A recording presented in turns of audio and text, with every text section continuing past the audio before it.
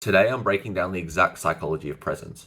Why some guys can enter a conversation and everybody's mood and energy increases, and the other can enter the conversation and everyone's mood just decreases. So, first of all, the first type of people where energy decreases, I'm going to talk about them first. We'll call them like the energy vampire or whatever. So, this is probably where you're at.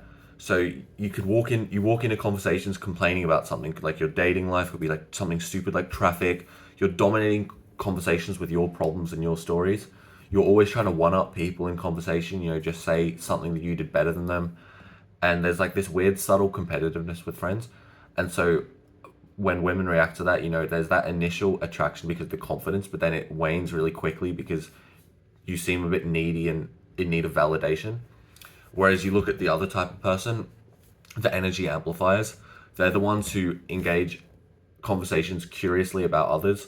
They bring up their friends' wins before their own. They make everyone feel more interesting and funnier because they amplify the energy of the room and of the conversation.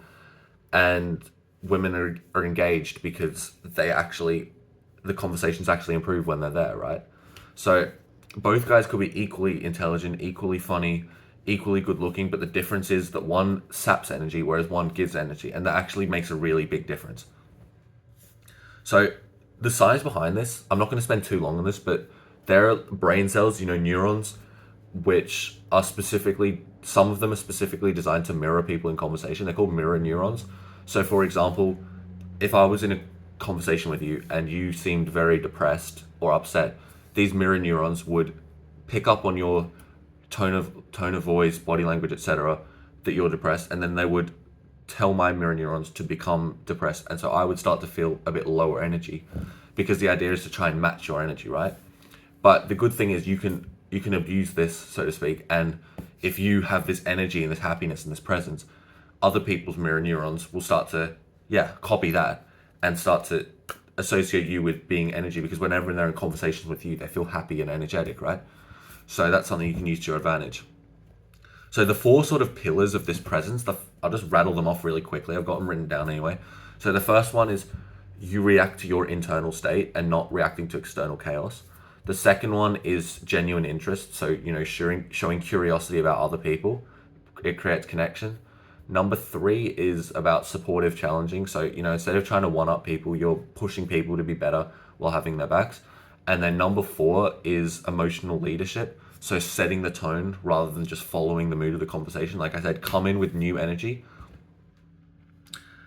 Now we can talk about like the silent vibe killers. So basically the things that the energy vampire is doing and you're probably doing, right? So first of all, I already touched on this, so I won't go into detail, but complaining, cynicism, pessimism as conversation starters. Like it's fine to be upset at something. When all the conversations start off as negative, it's just a bad framework, and it's just mentally draining. Next is neediness disguised as confidence, fishing for validation while pretending you don't need it. Pretty self-explanatory. Then there's competitive insecurity. Like it's great to be competitive, but if you're always trying to one up people in conversations, especially like to impress other people in the group, or like to prove your superiority, it just comes off as a bit cringe a lot of the time. Then there's like emotional reactivity, so getting overly triggered by people's moods or comments. So when you elevate your presence, you just make people feel better about themselves. That whether that's in friendship, whether that's in dating, it just makes you that magnetic person. So it's, if people seem relieved when you go, then you are this first type. I've been to groups at university and stuff. I'm not in university. I've gone to university groups.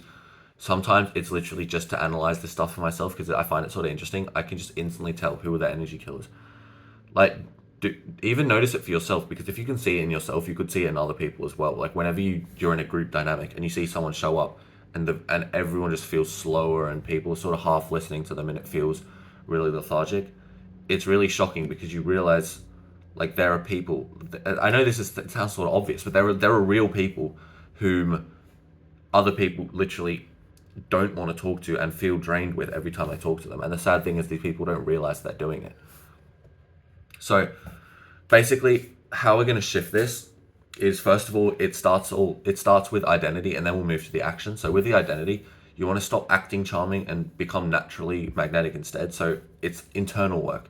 So, managing your own emotional state before entering social situations, developing genuine curiosity about other people's lives. You can't fake this. Building unshakable self-worth. You don't need constant validation. And then you go to the external shifts, which is stuff like entering conversations to contribute, not to extract. You ask better questions, you celebrate others' wins. And if you ask better questions, you get better responses. And so then that just leads to better and better interactions, yeah? So the specific actions that we want to look at this week is, number one, text a friend about their recent success or recent life before sharing your own news. Secondly, in group settings, highlight somebody else's story before sharing your own. And when somebody shares a problem, express genuine curiosity instead of solutions or comparisons. I just feel like I just need to put a quick disclaimer out there. This isn't to say that you can't complain or you can't share your own wins or whatever. It's just, if you're only talking about that stuff, then you come off as arrogant. But if you're only talking about other people's wins, then you come off as a bit of a doormat or a yes man. So you need to, all of the stuff I say on this channel, it comes with nuance. But just because I haven't said that explicitly in this video, I thought it's good to mention that, yeah, you need to approach these things with a little bit of balance and a little bit of care. There's always the two extremes. So and then just track the results for yourself. I always recommend this. I think it's really interesting to see how your interactions with people evolve and improve after implementing these strategies. So give it a go and see how they improve. And yeah, you know exactly which guy you're being. And the question is, which guy do you want to become? And if you have that answer, rewatch the video if you have to. Leave a comment. What's the thing you're going to fix first? Like the video, subscribe, share it to a friend who you think also needs to see this message. And join the Discord for even more tips. Catch you guys in the next one. See ya.